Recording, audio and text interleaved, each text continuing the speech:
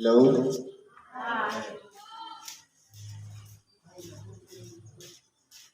Isang mapagpalang hapon sa mga kapatid ko na nakakumpleto ng tulog. Sa mga hindi naman, pagbigyan natin, kakaabutin ng antok. Ngayon po, nandito tayo sa ikalawang bahagi. Walang iba ang pagtatalakay ng tinatawag na salita ng Diyos.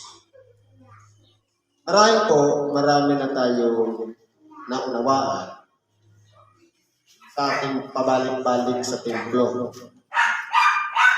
Pero po, hinihingi ko po ang inyong presensya na bagamat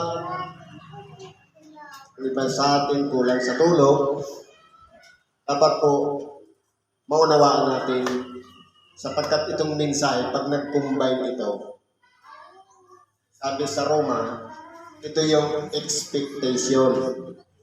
Sa Mateo, ito yung reality. Sabi sa unang aralin, sa sulat ni Apostol Pablo sa mga taga-Roma, Kapitulo 8, versikulo 18 hanggang 30. Sapagkat napatutunayan ko na ang pagtitiis sa panahon ito hindi karapat-dapat na itumba sa kaluwalhatiang mahahayag sa atin. Hindi ba ka-expectation mo? Yung kaluwalhatiang mahahayag sa atin, hindi maipaliwanag ng salita. Kaya kinakailangan muna nating dumaan sa mga pagtitiis. Magtitiis tayo, nagagaya ngayon, mainit ang panahon, wala tayong ventilador. Nagsasakripisyo tayo na mapagod, mapuyat, antukin para lamang sa pinaka-aasam-asam natin. Yung kaluwalhatian hindi maitutumbas ng anumang bagay dito sa ibabaw ng sanglibutan. Na yun po ay mahahayag kapag nagtitiis po tayo. Sapagkat ang maningas na pagmimithi ng buong nilalang ay naghihintay sa pagkahayag ng mga anak ng Diyos. Yung pinag-aasam-asam po natin o yung maningas na pinakamimithi, katulad yan ng binata, pinakamimithi mo mapangasawa, yung kursunada o yung pinakagusto mo. Kaya gagawa ng paraan kahit magpagod, magpalakol, pagsilbi sa magulang, gagawin para lamang tanggapin yung sinasabing matamis na yes. Di ba ga? Na ang buong nilalang naman ay magiging laya mula sa pagkaalipin ng kabulukan sa kalayaang maluwalhati ng mga anak ng Diyos. Sapagkat ang tao po, mula nung magkasala, sabi, ang kabayaran ng kasalanan, kamatayan. Marahil siguro kung hindi nagkasala ang unang tao, si Adam at si Eva, marahil hindi po tayo daranas ng kamatayan.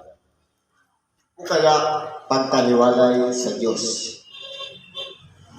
Pero po, salamat sa Diyos dahil sa pamamagitan ng pag-ibig ng Diyos sa sanlibutan, inihanda niya ang kanyang anak bilang pangtubos ng ating mga pagkakasala.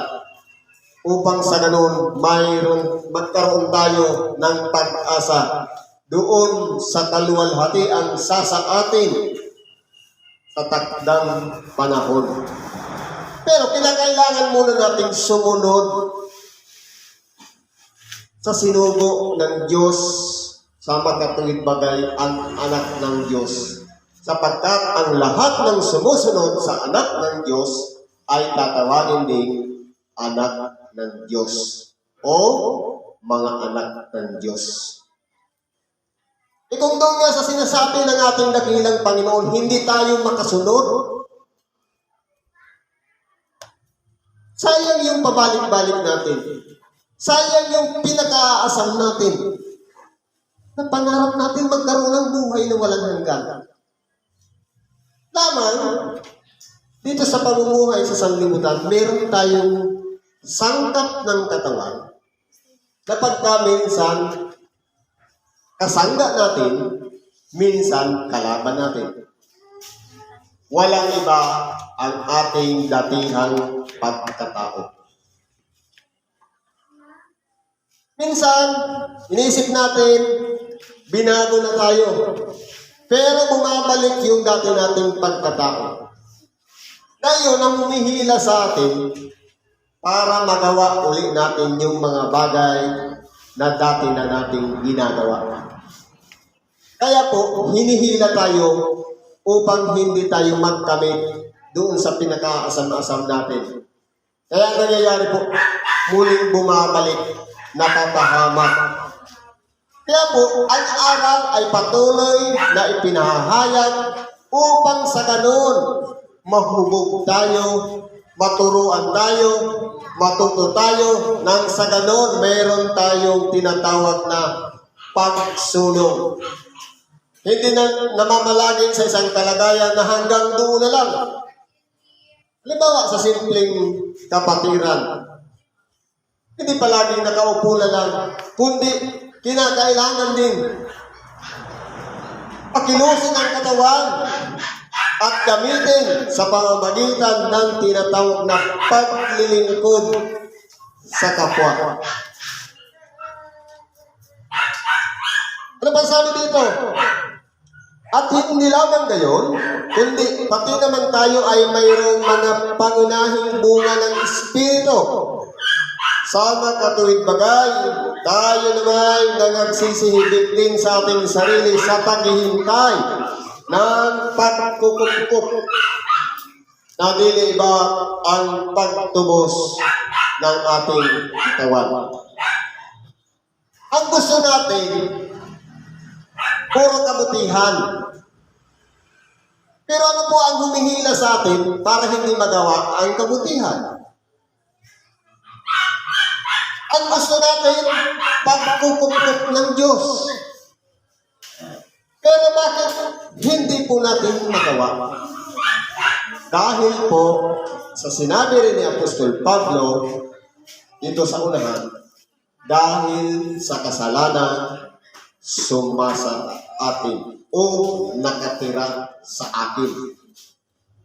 Kaya po tinuturo palagi ang paglilinis ng kalooban, ang paghihingi ng tawad, sapagkat kapag may nagawa tayong kahit maliit na pagkakamali o pagkakasala sa ating kapwa, nagiging balakid po yun upang hindi tayo magtagumpay.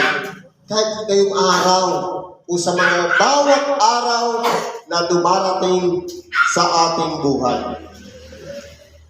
Kaya meron po tayong mga bagay na isa sa alang-alang na dapat pagtuunan natin ng pansin ang pangunahing bunga ng Espiritu sa makatuwid bagay ang pagmamatuwid o pagiging isang taong matuwid.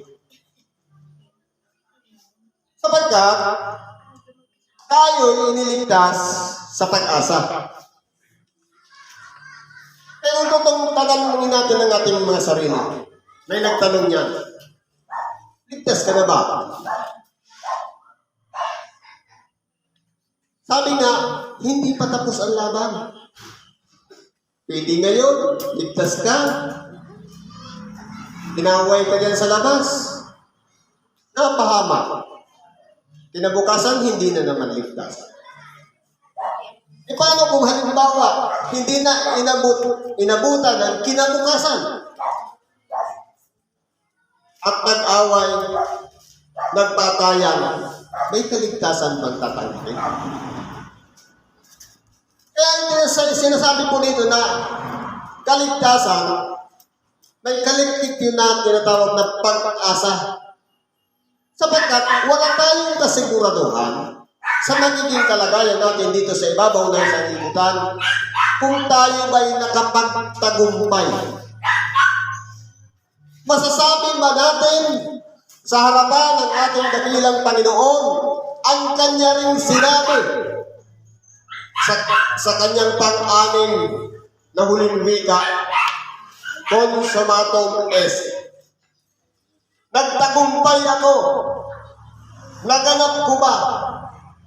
Marahil kung hindi natin naganap, sayang yung pag-asa sana natin doon sa inila ng Diyos na pagkukupkup o pagtubos ng ating katawan sapagkat tayong lahat ay nagsisiasa na tayo'y tatanggap noon. Subalit, kapag hindi natin inuunawa ang mga bagay na ating tinatanggap o ginagawa, na marahil napapahamak na pala tayo o kaya papunta na tayo sa kapahamakan. Kaya malinaw po sinasabi dito, sapagkat tayo niligtas sa pag-asa. Ibig sabihin, wala pang pangyayari. Kaya nga tinatawag, hope, pag-asa. Ibig sabihin, pinagka-aasam-asam pa natin.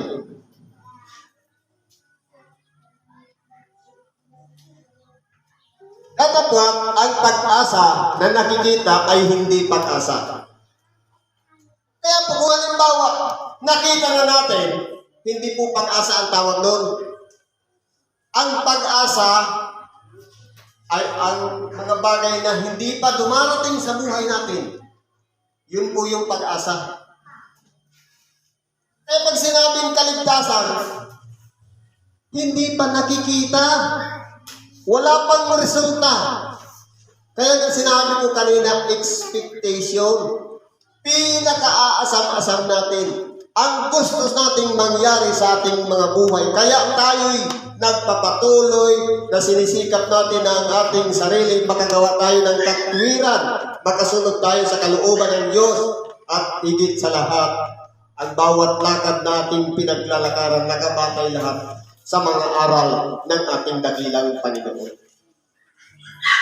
Kaya po, kailangan natin manalangin gabi-gabi, makikipagsulit tayo sa Diyos. Ano ba ang mga nagawa natin, mga diferensya, bakit hindi tayo nakapagtagumpay sa buong maghapon? Nasaan ang problema?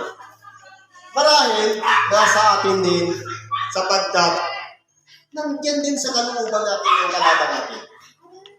Yung pagkakasalang nananahan sa puso natin, kapag hindi natin yan inihihingi ng tawad, nagiging paraan yan o balakid upang hindi tayo magtagumpay sa buong maghapon. Katapwat, kung nagsisiasa tayo sa hindi natin nakikita, pero kung nagsisiasa po tayo sa mga hindi pa natin nakikita, kung magkagayoy, hinihintay natin may pagtitiis. Kung pinag-aasam-asam natin na magkakamit tayo ng buhay na walang hanggan sa makatuwid, hindi pa nangyayari ngayon dahil pag-asa pa lang. Kinakailangan natin magtiis o magsakripisyo. Ano po yung mga isasakripisyo natin? Walang iba yung mga luho natin, yung mga nakasanayan natin. Sapagkat hindi ibig sabihin na kapag tayo'y tinawag na, sasabihin natin, ligtas na tayo, balik na tayo sa dating gawin. Sapagkat ligtas na ako. Hindi po ganun. Kundi kinakailangan ng pagtitiis o sakripisyo. Na kinakailangan natin yung mga bagay na malaya nating nagagawa ay hindi na natin ginagawa. Ang tawag doon, pagtitiis o sakripisyo. Katulad din naman yung may karamdaman.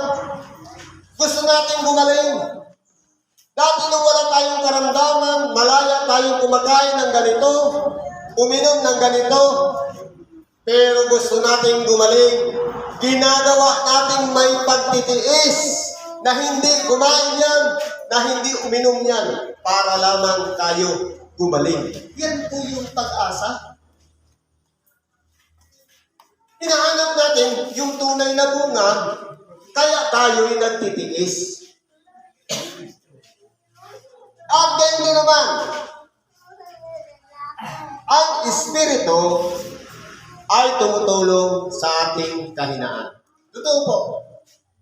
Kung tayo-tayo lang, sa oras na marinig natin ng Ebanghelyo, nabagpag ang ating kalooban, nagsisi tayo, nagbalik loob tayo sa Diyos.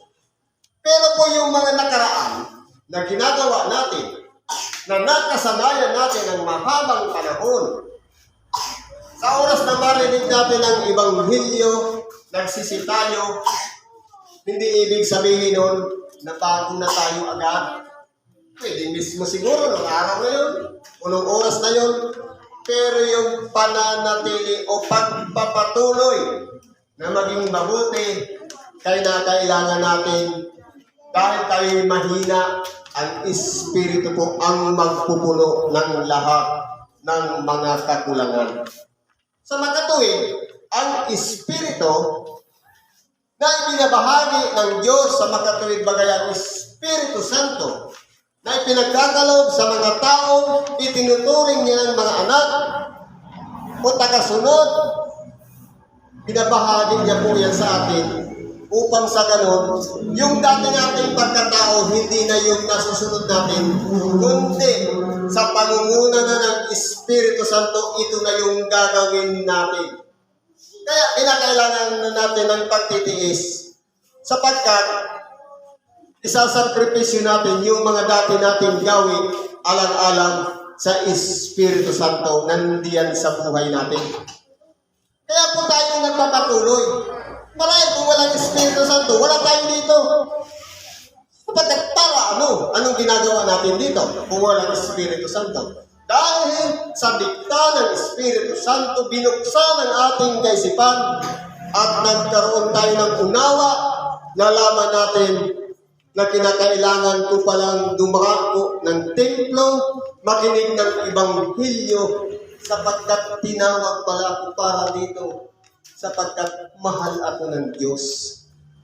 Na sa kabila ng aking mga kamalian at mga pagkakasala, nandito ako kinahabagan at pinagkalooban ng pag-asa upang sa ganon maging bahagi ng kanyang mga nilikha na tinubos at tinuring na anak ng Diyos. Kaya tayo nagsasakripisyo dito. Hindi sa pamamagitan ng dikta ng tao, kundi ng kapangyarihan ng Diyos. Kaya nating pagtiisan ang mapagod, magutom, mauhaw, mainitan, alang-alang sa kaluwalhati ang tatamuhin natin sa pagdating ng takdang panahon. Yun po yung pinaka-asamasan natin. At ang nakasisiyasat ng puso, nakakaalam kung ano ang kaisipan ng Espiritu, sapagkat siya ay namamagitan dahil sa mga banal alinsunod sa kalooban ng Diyos. Kaya ibig sabihin po dito, ang nakasisiyasat ng puso sa makatuwid pa ganitong sarili nating kalooban, walang iba ang Espiritu. Natatalos ng ating sariling Espiritu at kapag yung sarili nating Espiritu, tinulungan ng isa pang Espiritu sa makatuwid bagay ang Espiritu Santo, palalakasin ang pananampalatayang nandyan sa ating kalooban at tayo'y gagawa na at ipagkakatiwala natin ang ating sarili sa bawat gawain na isin ng Diyos na dapat sana nating gawin. Ganyan po ang katotohanan yan. Katapat Hindi ko sana nakilala ang kasalanan.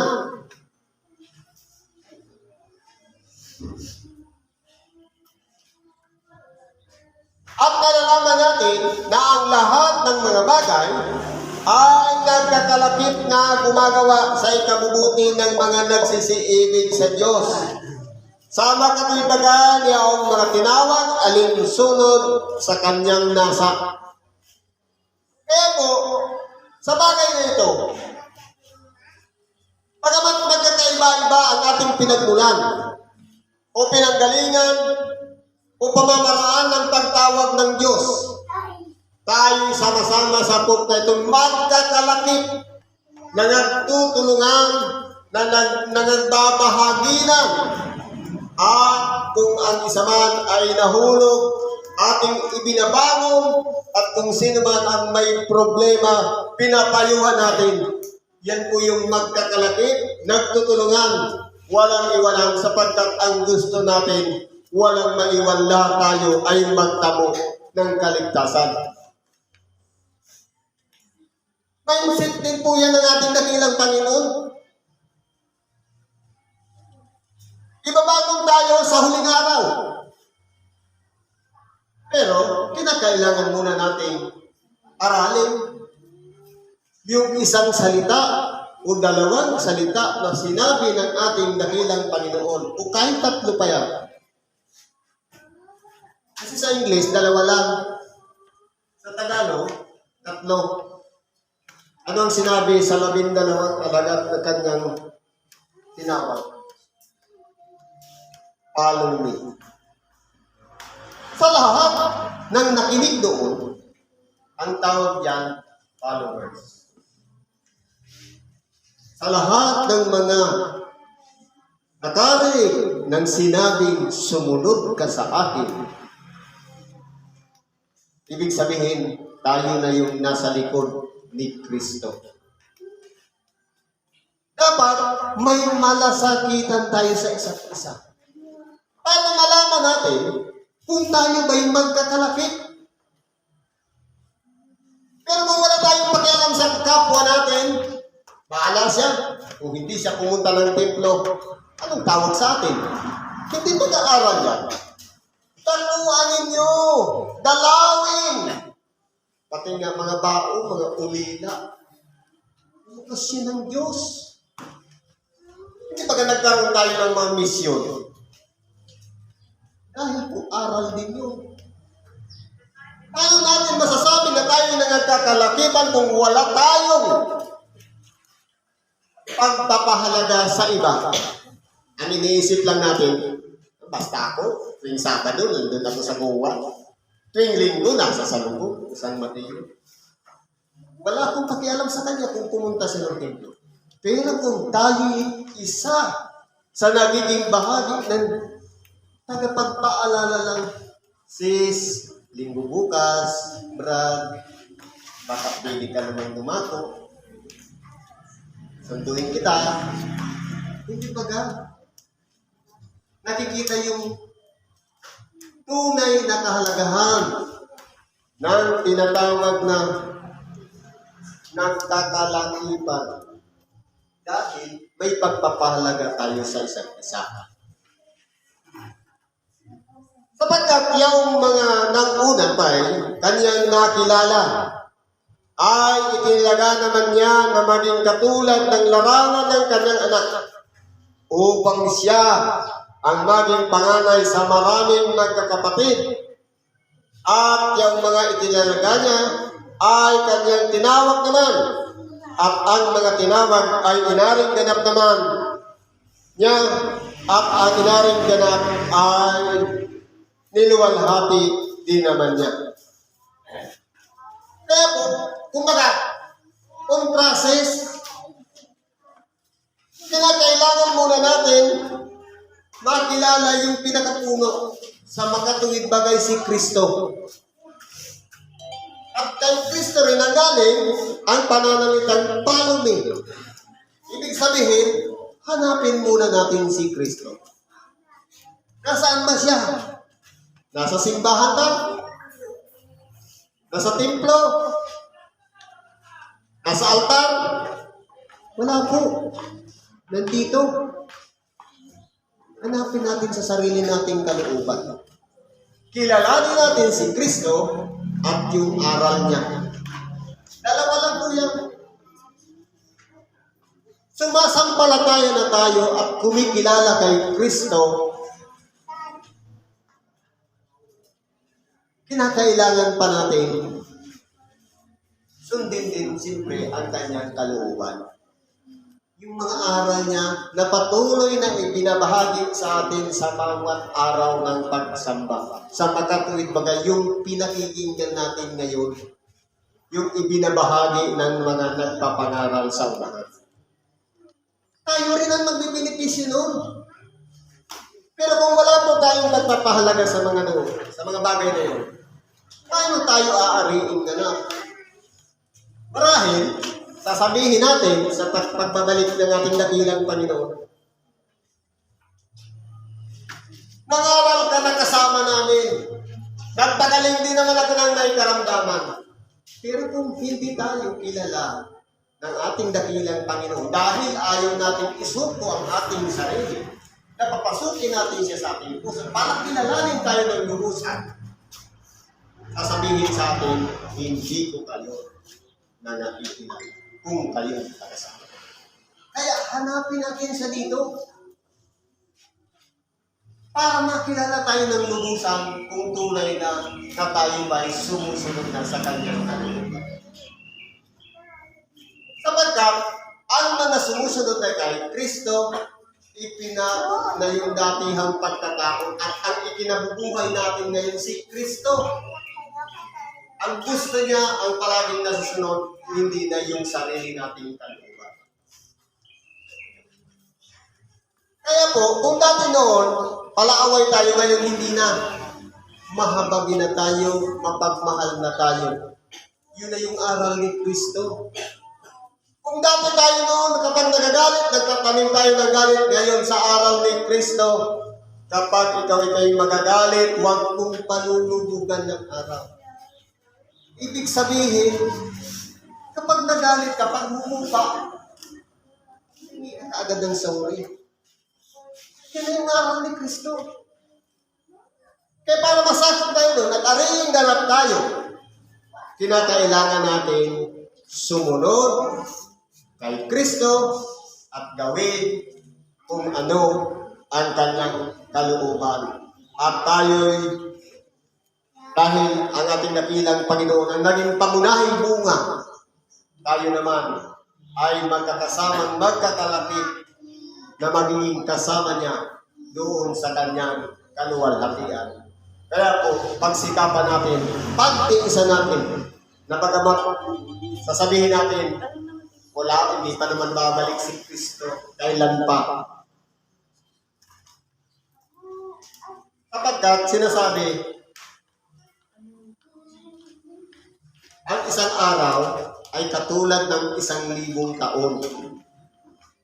At antay ka ng 1,000 taon, at antay ka ng isang araw, lihas lang po yan at antay. Yan pong ibig sabihin ng 1,000 taon, katulad ng isang taon. Hindi yung computation o ratio na 1,000 taon sa tao, isang araw sa Diyos, hindi po. At 1,000 taon, katulad ng isang araw, ibig sabihin, parehas lang tayo ng antay. Yung mga tao na nabuhay 1,000 taon nakaraan, at yung mga tao na isang araw pa lang ang nakararaan, parehas lang po tayo nag-aantay. Sa katubusan na inihanda ng Diyos sa bawat isa sa ating nagtitiwala sa ating dakilang Panginoong Jesucristo. Siguro po hanggang dito na lang muna ang pagkikibahagi natin ng Ebanghelyo. Napakasarap sana kung mahaba, no? Pero dahil ang oras limitado, hanggang dito na lang. Salamat at pagpalain tayo ng Diyos. Ano man ang ating mga kahilingan, karaingan, idulog natin lahat sa Diyos upang tamuhin natin ang kasagutan sa ngalan ni Kristo Jesus. Salamat po.